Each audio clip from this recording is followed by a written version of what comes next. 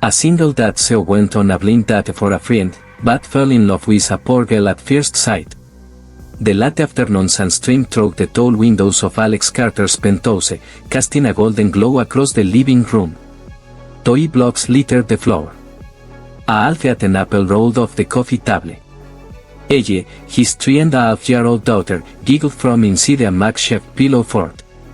Alex, in rolled up sleeves and dress slacks, crouched beside her, trying to assemble a teeny wooden puzzle shaped like a duck. His phone buzzed against the coffee table. He sighed and answered without checking the screen. "Whatever it is, make it quick. I'm all boxed up in duck pieces." Ethan's voice crackled through. "Alex, listen. I need a favor. You always need a favor. I can't make it to a dinner tonight. It's a blind date. Can you go instead? Just fill in, please." Alex froze.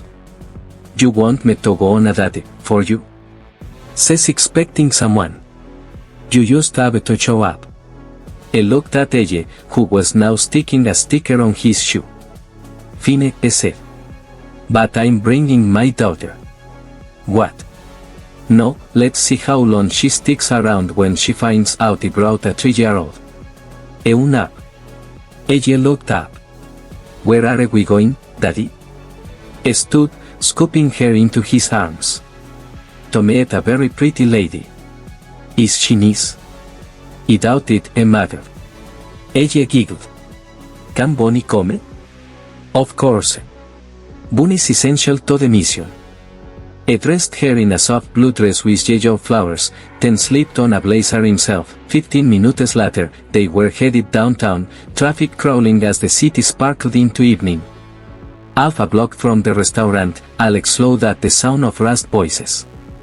"I gave you a 20, a woman was saying, her voice calm but firm. "The fare was 12. You owe me change." "You gave me a 10, the taxi driver snapped. The woman was young, with golden hair pulled into a messy braid. She wore a base coat tossing for the weather and carried a canvas tote that looked like it had survived a dozen seasons. Her cheeks were flushed with frustration, or maybe embarrassment."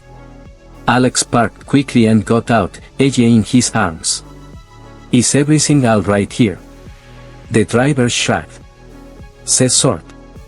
Without hesitating, Alex pulled a 20 from his wallet and handed it to the man. "That should cover it." The driver snatched the bill and drove off. The woman turned to Alex, eyes wide.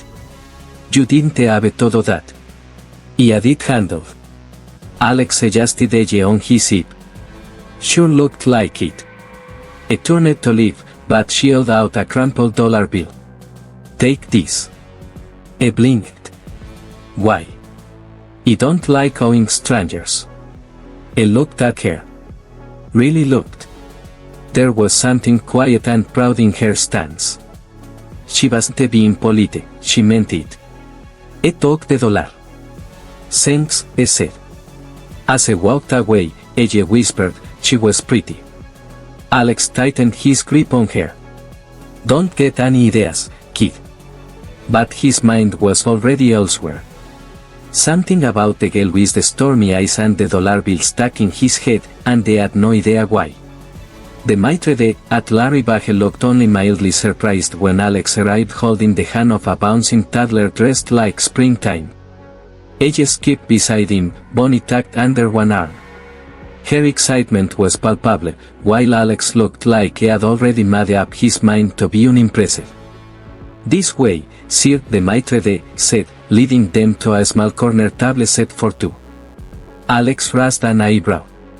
"We need a booster seat." As they approached the table, Alex stopped short. Sitting alone, hands folded neatly in her lap, was the girl from the taxi. Her golden hair was now tucked into a neat braid, her coat replaced by a simple navy dress. She looked up and blinked. "You." They both said it at once. Ella gasped. "It's the pretty girl. The one from the street." She tugged at Alex's coat. "Daddy, it's her. Says here." Alex stood frozen, lips parting, unsure what to say. Hannah was the first to recover. She stood and smiled warmly at Eje. "And you must be Bunny's mom," she said, crouching down to Eje's level. Eje giggled. "No, silly. Bunny's mine. I'm Eje." "Well, Eje," Hannah said with a conspiratorial grin, "you have excellent taste in stuffed animals." Eje beamed. Alex finally pulled out the chair opposite Hannah and sat down with a sigh, placing Eje between them. "So, you read the blind date?" "Seems that way," Hannah replied. "Your friend isn't texted me a half hour ago, saying I was sending someone in his place. I forgot to mention that his standing would be a single father crashing the date with a 3-year-old. I don't mind," she added. "C'est adorable." Alex leaned back in his chair, tone cool. "You always strike up conversations with strange men's children?" Hannah met his eyes, unruffled. "Only when they speak to me first. And when they seem curious and keen." Eje, now perched on her knees, reached across the table. "Can I sit with you?" she asked Hannah. Alex opened his mouth to object, but Hannah had already extended her arms. Eje climbed across and plopped happily into her lap, Bonnie in tow. Alex blinked. "She usually don't do that. She probably knows I won't make her eat anything green," Hannah teased, tickling Eje's side gently. Eje screamed with laughter. The sound rang through the dining room like a bell.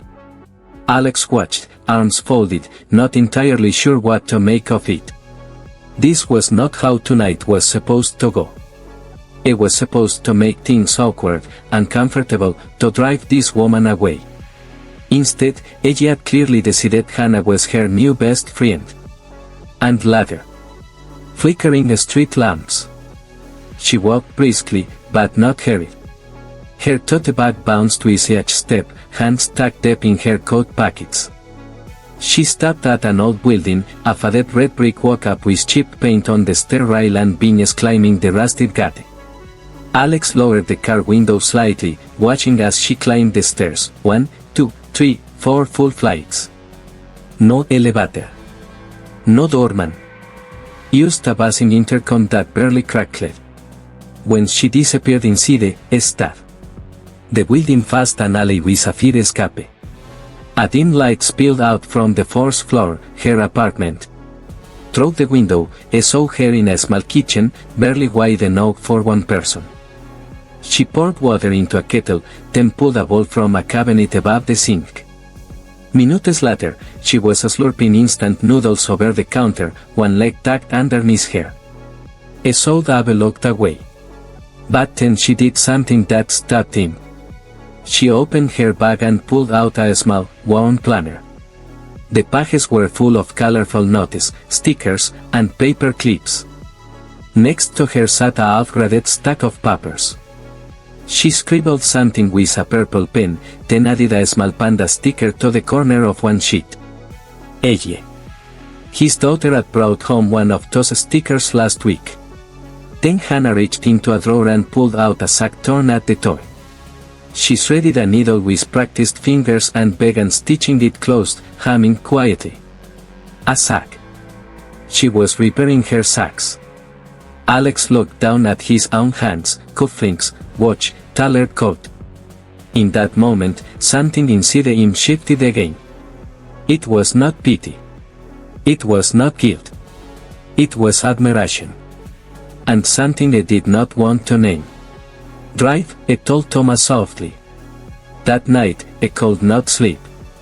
I tucked Eje in, turned off the lights, and lay in bed staring at the ceiling. His mind replayed the sound of Hannah laughing at dinner. The way she wiped Eje's mouth with a napkin. The way she had said, "Let me pay," as if it were the most natural thing in the world. Who was she? And why could I not stop thinking about her? By sunrise, Alex sat at the kitchen counter sipping black coffee he had not even tasted. Then he did something wildly unlike himself. He opened his laptop and found the website printed on the corner of Hannah's planner, "More goodies." A tiny online bakery with hand-drawn logos and poorly crafted pictures. All the items were marked sold out. All of them looked delicious. I created a fake profile, used a random name, and placed an order. 12 boxes of cinnamon shortbread and lemon raspberry loaves. 15 packs of chocolate chip cookies. I clicked through delivery, then sat back. Not to impress her. Not to rescue her. Used to remind her, in some small way, that someone out there believed in what she did. Ella woke late that morning, rubbing her eyes as she clutched her bear, and wandered into the kitchen. "Don't like that," she mumbled. Alex turned, crouched beside her. "Good morning, Ella began." She climbed into his lap. Then in that sweet little voice that always caught him off guard, she asked, "Did Johanna get home okay? Was she cold?" Alex blinked. He looked at his daughter, who somehow already cared for someone she barely knew. He opened up, he whispered, kissing her forehead. But he knew. He had watched the whole walk. And still, her question echoed louder than anything else in his ear. Was she cold? And why did he care this much?